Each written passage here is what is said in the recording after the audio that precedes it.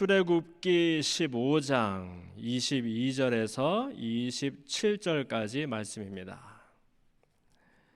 출애굽기 15장 22절에서 27절까지 말씀.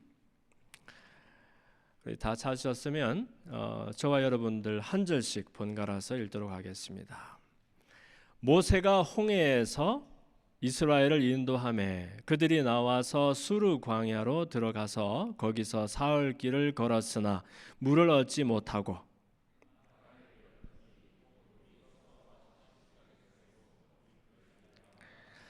백성이 모세에게 원망하여 이르되 우리가 무엇을 마실까 하매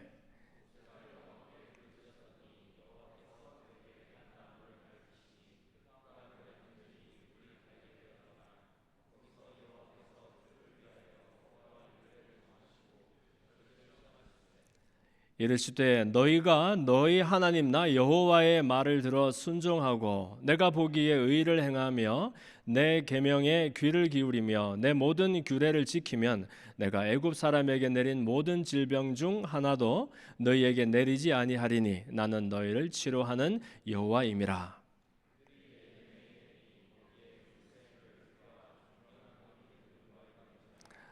거기서 그들이 그물 곁에 장막을 치니라. 아멘. 살아계신 하나님, 하나님의 말씀 가운데에 가난하고 겸비한 마음으로 섰습니다.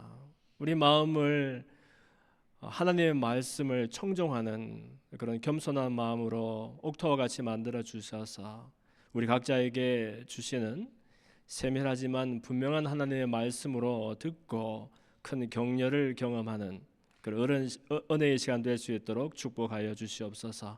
예수님 이름으로 기도합니다. 따라합시다. 마라에서 엘림 그리고 가나안으로. 네, 마라에서 엘림 그리고 가나안으로 하는 제목으로 말씀의 은혜를 나눕니다.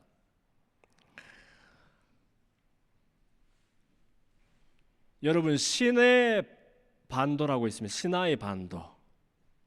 여러분들 방향에서 보면 이쪽이 아프리카네요. 아프리카가 있고 이쪽에 아라비아 반도가 있고 하면 이 두 큰 땅 사이에 이렇게 역삼각형 모양으로 조그맣게 붙어 있는 이 반도가 시나이 반도입니다. 이 시나이 반도가 이제 또 이렇게 그래서 왼쪽에는 그 걸프만이죠, 그게. 네, 오른쪽에는 아카바만이 있고 이렇게 해서 굉장히 중요한 지역이죠.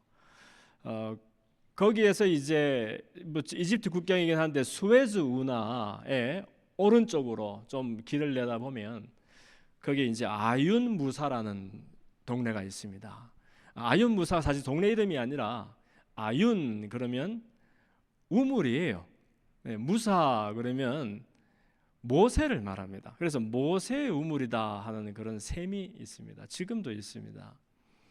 거기가 뭐냐 하면 우리 성경에서 방금 본문에서 읽었는데 유명한 마라 쓴물이 났었던 그곳을 이야기하고요. 지금도 가면은 제법 큰 셈입니다. 제법 이렇게 둘레가 제법 되는 그런 셈인데 사실은 간에 물은 있는데 물이 썩어가지고 너무 더러워서 뭐 마시는 게 아니라 이렇게 손도 씻을 수가 없는 그런 셈이 하나 있죠. 이 아윤 무사 이야기가 이 마라 이야기가 우리 주일학교 아이들도 사실은 잘 아는 그런 이야기입니다. 왜냐하면 이스라엘 백성들이 400년 넘게 430년간 이 이집트에서 종살이를 하다가 위대한 종 모세의 인도를 받아서 이집트를 탈출하게 되죠. 그래서 애굽을 탈출하는 거예요. 엑소더스를 이제 하게 되는 거죠. 근데 그렇게 하면서 사실 사연은 많았죠. 바로는 바로 풀어주지는 않습니다. 그죠? 네.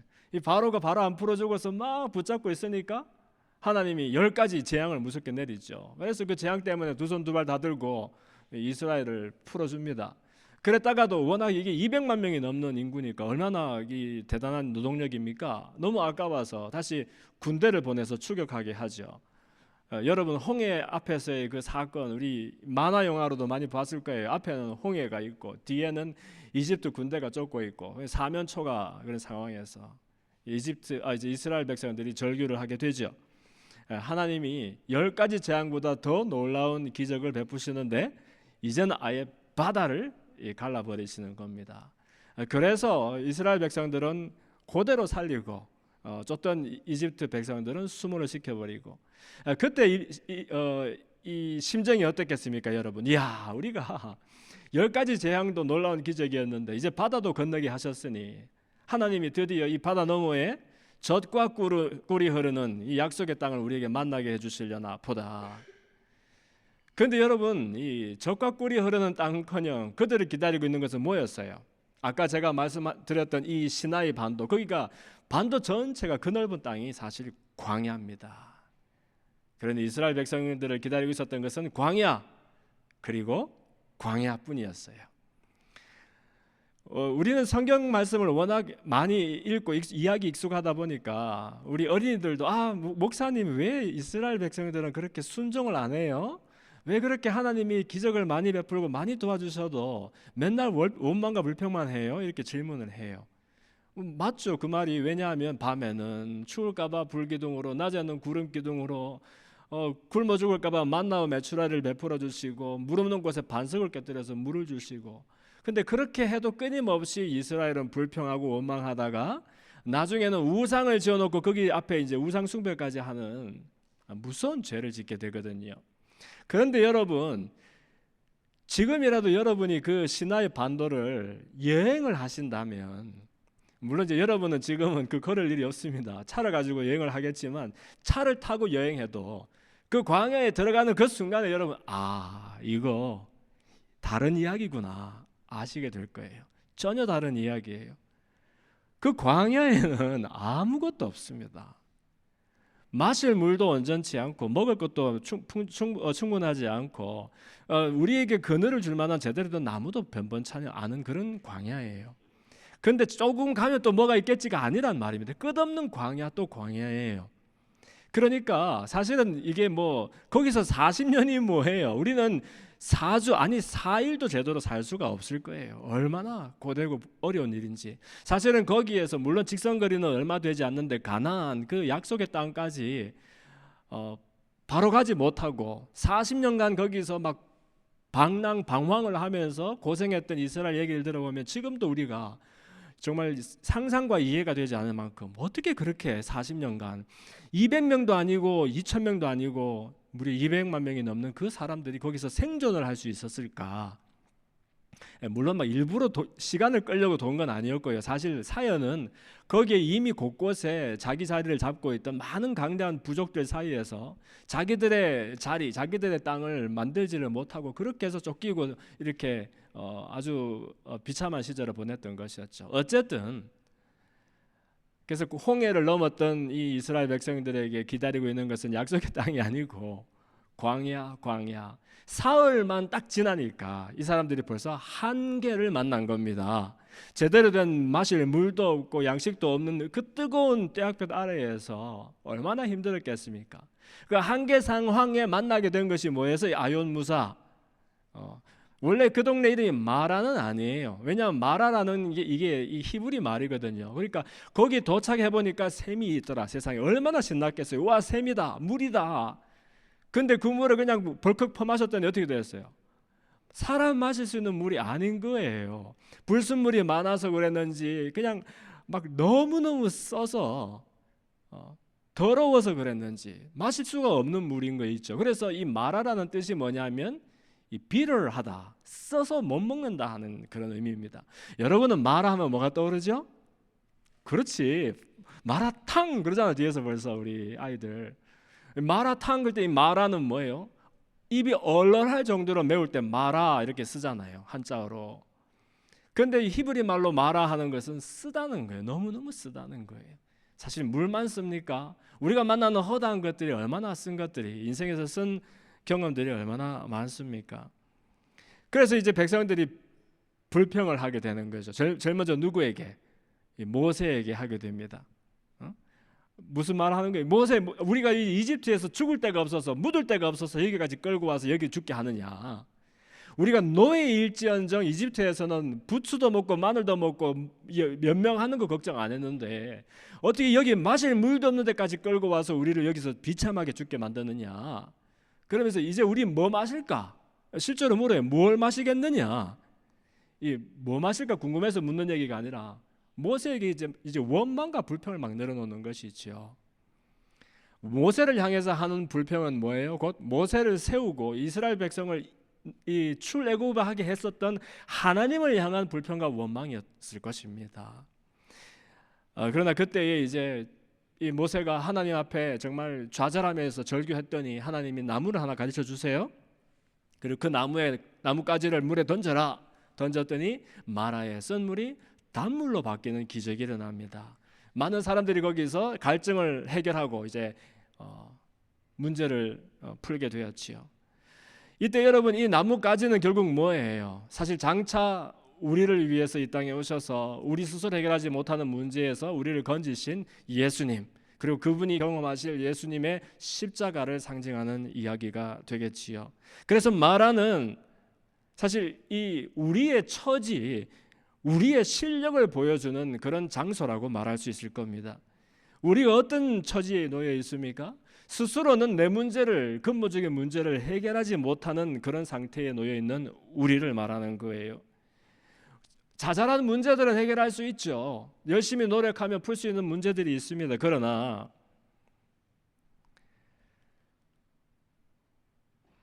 죽고 사는 문제, 가장 근본적인 문제는 우리 스스로 해결하지 못해서 하나님의 구원의 도우심이 필요하다는 우리의 처지를 말해주는 겁니다. 그래서 그런 고난의 자리에서도 우리를 버리지 않고 함께 하시는 하나님을 우리에게 가르쳐 주시는 자리가 바로 마라라고 하겠습니다. 그런데 여러분, 재밌는 게 하나 있어요. 이 마라에서 불과 11km만 더 나가면 11km만 더 나가면 뭐가 있는지 아십니까? 뭐가 있는지 아는 사람? 네, 엘림이 있다는 거예요. 엘림. 11km면 불과 한 6마일 조금 더 되는 거리. 거기 엘림이 뭐냐면 오아시스예요. 엘림이란 말이 large trees. 그러니까 큰 나무들이, 광야에 무슨 큰 나무가 있어요. 그래서 광야에 아무것도 없는 것이 아니라 아주 드문드문 그런 샘이 있었고, 샘이 있는 곳에는 큰 나무들이 있었는데 이 엘림이라는 곳에는 무려 12개의 샘과 70그루의 종려나무가 이렇게 울창한 오아시스를 이루고 있었다는 겁니다.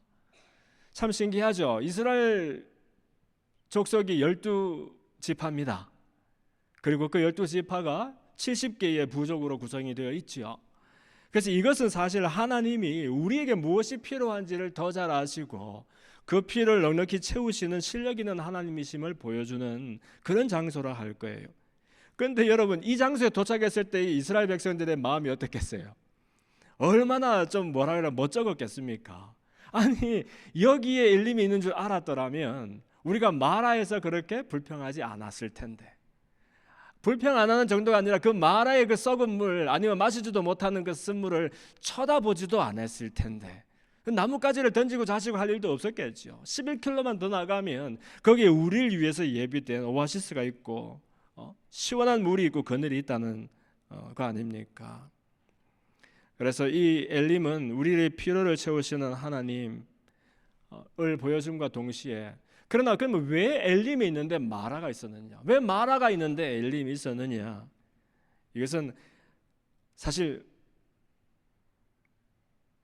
마라를 만나고서 사람들이 거기서 좌절이 되어서 더 이상 길을 못 냈다라면 엘림이 있어본들 엘림에 도착하지도 못하겠지요.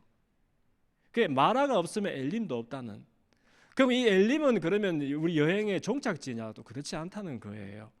여러분이 광야에 있는 오아시스가 어떻게 우리 여행의 목적지가 될 수 있습니까? 오아시스라는 것은 그곳에서 우리가 잠시 쉼과 또 회복을 경험하는 그런 자리잖아요. 재충전해서 새로운 힘을 얻어서 우리가 가려고 하던 그곳, 우리 여행의 목적지를 향해서 나아갈 수 있도록 격려하는 것이 바로 그 엘림이라는 오아시스가 아닙니까? 그러니까 마라가 없으면, 마라에서 섰으면 엘림을 못 만나는 것처럼 엘림이 또한 아무리 좋아도 야 여기가 너무 좋다, 시원하고 물도 많고 살기 좋다면서 여기서 펄썩 주저앉아서 그냥 더 이상 길을 내지 않으면 정말로 우리가 가고자 하던 길, 우리를 위해서 예배되어서 우리를 기다리고 있는 그 약속의 땅에 사람들이 들어갈 수가 없게 되는 겁니다. 제가 고등학생 때에 자전거를 한 대 끌고 전국 여행을 간 적이 있어요. 그때는 4대강 사업도 없어가지고서 자전거 트레일도 없던 그런 때인데 무슨 바람이 불어서 자전거를 타고 배낭을 울려매고 어떻게 하는지도 모르면서 그렇게 길을 나선 적이 있었는데, 그래서 첫 번째 중요한 행선지가 대구에서 한 150km 정도 떨어져 있나 그 청도의 운문산이라고 있어요. 그 운문산에 운문사라는 절이 있는데 거기에 캠핑장이 있다는 거예요. 그래서 제가 거기 가서 이제 조그만 천막이라도 쳐놓고서 하면 재밌겠다 해서 부지런히 이제 달리고 있던 중이었죠. 근데 여러분, 이 이정표를 늘 믿지 마세요. 제가 길을 막 가는데 이제 운문산을 딱 도착하니까 거기서부터 뭐 계속 오르막인 거예요. 아니 근데 운문산이 그렇게 높은 산은 아니지만 자전거를 타고 올라갈 수 있는 그런 산은 아니었어요. 그러니까 내가 아무 준비도 안 돼 있었던 사람이었던 거지. 그래서 한참을 가는데 이게 뭐 산의 절반이 뭐예요? 3분의 1도 못 갔는데 해가 꼬박 떨어진 거예요. 근데 저는 가로등이라도 있을 줄 알았는데 가로등도 없고 지나가는 차도 아무것도 없고 심지어 이 별빛도 희미해서 길도 보이지 않는 그런 길이더라고요. 근데 나중에 가니까 이 자전거가 너무 짐인 거예요. 세상에 자전거는 타고 가야 되는 물건인데 이걸 끌고 가려고 생각하니까 너무너무 힘이 드는 거예요. 그래서 제가 온몸에 탈진이 되어버렸어요. 탈진이 된 데다 기운도 빠지고 이제는 다리도 제대로 끌지 못하는 정도가 되니까 중간에 자전거도 버리고 싶고 막 그런 때가 있었어요. 그러면서 이제 제가 그때 아마 무슨 뭐 미니 카세트에 녹음까지 하면서 그 녹음 내용이 나는 결국 이렇게 죽나 보다. 아버지 어머니 잘 사셔야 될 텐데 막 그러면서 이제 그 길을 가는 거예요. 근데 정말로 한계 상황이 오니까 이제 정말 죽는 것 같아요.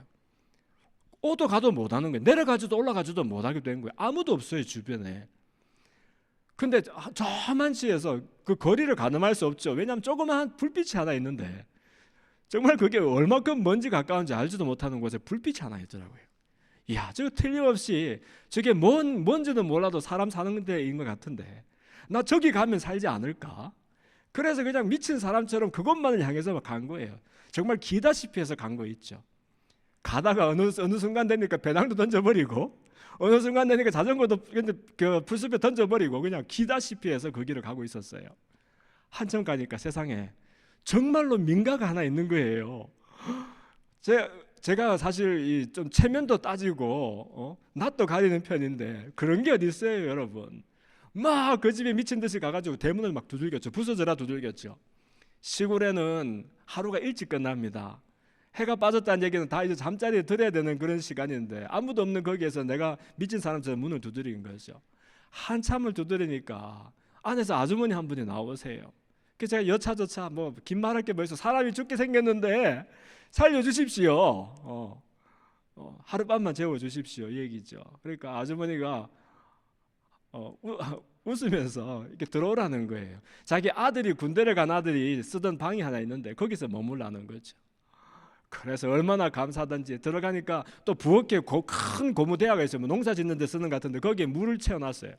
그걸 가지고 막 퍼부어서 그냥 대충 씻고 방에 들어가니까 아주머니께서 토마토에 그 또 꿀을 발라놨더만요. 이렇게 먹으라고. 저는 토마토도 마실 수 있는 건지 몰랐어요. 씹을 필요가 뭐 있어, 그냥 마시듯이 하고서 그냥 썰어서 그냥 잠자리에 들어버렸죠. 아침에 일어났는데 아침에 일어나니까 벌써 그 집의 식구들은 다 밭으로 일하러 나가고 아무도 저밖에 없어요. 근데 머리맡에 이렇게 상이 차려져 있는 거예요. 뭐 반찬은 많지 않았지만 정성껏 아들 생각하면서 밥을 차려 놓으신 것 같아요. 정말 그 밥도 어떻게 먹었는지 모르게 그냥 제가 삼키고는 그렇게 이제 보니까 아주머니가 벌써 아침 농사를 다 짓고 들어오시는 길이에요. 그래서 제가 무전 여행 중이라서 내가 가진 돈이 없어서 사례는 못 하겠고 다음에 기회가 되면 꼭 이 신세를 갚겠습니다 하니까 아주머니 화를 막 내면서 무슨 신세냐고, 아들 같아서 재워줬더니 네가 돈으로 갚으려 그러냐 그러면서 막 화를 내시는 거예요. 어쨌든 그래가지고 정말 그냥 머리 이마가 땅에 닿도록 절을 하고 인사를 하고서는 그렇게 감사도 하고 이제 대문을 열고 다시 가던 길을 나가야 되죠. 중간에 버렸던 자전거도 주워 와야 되고 할 일이 많은데 그 집에서 몇 발짝 나가니까 무슨 사인이 있는데 그 사인이 참 기절초풍하겠는 거예요. 뭐라 돼 있어요? 운문사 캠핑장 100m. 100m만 가면은 캠핑장이 내 목적지에 있었는데 어두워서 보이지를 않고 내가 힘이 빠져서 좌절이 되니까 낭망하고 포기하고 그 길을 거기서 멈추었던 겁니다. 여러분, 사람이 눈에 보이는 것에 매이고 나를 무겁게 하는 문제에 사로잡히면 정작 내가 가려고 하던 것 그리고 내가 겪게 되어 있던 그 일들을 바라보지 못하는 일이 많이 있는 것 같아요. 이 엘림이 주는 교훈이 꼭 그것과 같은 것 같습니다. 그래서 우리 이 마라와 엘림이라는 두 장소를 한번 생각해 보면 우리와 비슷한 이야기가 있습니다. 하나님이 우리에게 우리 주일학교 아이들 그 그룹 이름이 Promised Land예요. 약속의 땅 가나안을 말하죠. 저와 여러분에게 하나님이 뜻을 두시고 목적을 두시고 계획을 두시고 손짓하면서 오라고 하시는 그 적과 꿀이 흐르는 축복의 땅, 약속의 이야기들이 있는데 그 길을 향해서 걸어가는 길이 때로 그게 항상 평안하지만은 않다는 거예요. 중간에 마실 물이 없는 먹을 것도 변변하지 않은 광야가 우리를 기다리기도 하고 쓴물과 위험과 여러 가지 역경들이 우리를 엄습할 때 사실 우리는 그 문제만 쳐다보다 주저앉고 아니면 나한테 없는 내가 힘이 없는 사람이구나 좌절이 되어서 그 자리에 벌써 주저앉을 때가 너무나 많이 있다는 겁니다. 그러나 여러분 고난 중에서 사실은 하나님을 신뢰하는 방법을 배울 수 있다면 마라의 쓴물도 우리에게 축복이 될 수가 있고요. 아무리 풍요롭고 안전한 그 자리에서 그러나 하나님을 잊어버리고 여기가 좋다 하면서 주저앉는 일이 생긴다면 엘림도 우리에게 저주가 될 수 있는 겁니다. 하나님은 좋은 자리에서나 그렇지 않은 자리에서나 축복의 자리에서나 어려움의 현장에서도 한결같이 우리에게 손짓하면서 때로는 응원하고 격려하고 때로는 무섭게 우리를 가르치시면서 우리에게 약속되어져 있는 그 축복의 땅을 향하여 믿음의 걸음을 내딛도록 우리를 초대하고 계시는 것이죠. 그렇다면 문제를 만나도 이 문제는 우리가 더 축복을 소유할 사람으로 성장하게 하기 위함이었고 또 때로는 문제가 해결이 되고 우리에게 좋은 일이 생겨도 그 좋은 일로 인해서 하나님을 바라보고 그분을 찬송하고 그분을 높여드리라고 우리에게 기회를 주시는 것인데 우리는 다 거꾸로 하는 것 같아요. 문제를 만나면 그것 때문에 낭망이 되고 좋은 일을 만나면 좋은 일 생기려고 하던 일이 생겼으니까 그냥 좋은 것이니까 그것으로 그냥 만족이 되어서 철퍽 주저앉게 되고 그래서 여러분 생애 우리 생애에 마라와 이 엘림을 만날 때 늘 하나님을 기억하고 하나님을 신뢰하고 의지하는 그런 연습들이 우리 가운데 있었으면 좋겠습니다. 우리 교회에도 엘림이 있잖아요. 우리 청년들이 이름이 엘림이고 저는 우리 교회가 엘림이 되었으면 좋겠습니다. 이곳에서 유학생활로 고단하고 또 사실은 내 앞으로 어떤 진로가 또 어떤 미래가 나를 기다리고 있을까 궁금하던 이런 시절에 그러나 여러분 여기가 정말 쉼과 회복과 재충전을 경험하고 그 너머로 이제 용기를 얻어서 믿음으로 나아갈 수 있게 하는 그런 오아시스가 되었으면 좋겠고요. 그러나 그와 동시에 이곳이 우리의 목적지가 아니라는 것을 늘 기억할 수 있었으면 더 좋겠습니다. 여기에서 우리가 마치 그 베드로가 변화산상에서 주님의 용모가 해처럼 변했을 때 너무 흥분이 되어서 주님 여기에 초막 셋을 짓고 하나는 주님을 위해서 모세를 위해서 엘리야를 위해서 짓게 하옵소서 했을 때 사실 그 자리가 그냥 흥분이 된 것은 뭐 좋은 일이겠지만 그는 사실 가야 할 곳 그들에게 주어진 사명을 놓쳐버린 사람의 이야기였겠지요. 그래서 우리 교회가 이런 엘림과 같은 오아시스 서로가 서로에게 격려와 또 응원과 도전을 주고 또 그러면서도 이 자리에서 머무는 것이 아니라 그 너머를 향해서 단단하게 준비되고 또 단련이 되어지는 그래서 결국 모두가 보내어진 그 자리를 기억하고 믿음의 항해를 계속 나아갈 수 있는 그런 우리 공동체가 되었으면 좋겠습니다. 그래서 우리 구원의 여정이라고 말합니다. 주님을 만났을 때 또 우리가 은혜를 경험하고서 새 사람이 되었을 때 그것이 우리 신앙의 종착점이 아닙니다. 마치 홍해를 이제 금방 걷는 것과 마찬가지라는 거예요. 우리가 의롭지 않은데 하나님이 예수님의 공로로 의로운 것으로 칭해 주시는 것, 그것은 이제 이 신앙을 시작하는 첫 걸음입니다. 그 칭의를 받았으면 주님과 함께 동행하면서 이 성화, 날마다 내 옛 성품이 잊혀지고 주님의 성품을 따라 닮아서 성장하게 되는 그 과정이 우리에게 필요하고요. 그러나 주님 앞에 갈 때까지 우리가 성장해 본들 그 성장이 나중에 우리가 회복할 하나님의 잃어버린 형상에 비하면 아무것도 아닌 거 아니겠습니까? 그러나 매일매일 주님과 함께 동행하며 걷는다는 그 사실 자체가, 그 여정 자체가 우리에게 큰 축복이 된다는 거예요. 그래서 결국에는 우리의 소망은 결국 주님이 다시 오실 때, 내가 주님 앞에 다시 설 때 그분 앞에서 신령한 몸을 회복하고 온전한 나를 회복해서 정말 하나님의 잃어버린 형상이 내 안에서 회복되어지는 그런 경험, 그것에 소망을 두고 나아가는 우리가 되었으면 좋겠습니다. 그러한 교회 될 수 있도록, 또 그러한 우리들이 될 수 있도록 함께 기도했으면 좋겠어요. 살아계신 하나님 감사합니다. 우리에게 때로는 마라를 선물하시고 엘림을 보내주시는 하나님, 좋은 때에도 그렇지 않은 때에도 문제를 만나나 호의를 입을 때에나 날마다 그 일들을 통해서 하나님을 바라보는 연습이 우리 가운데 있게 하여 주시옵소서.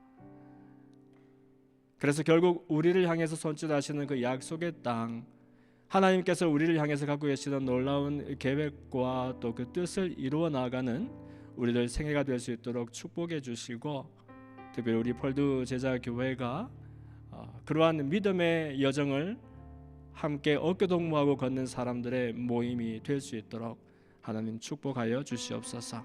감사하며 예수님 이름으로 기도합니다. 아멘.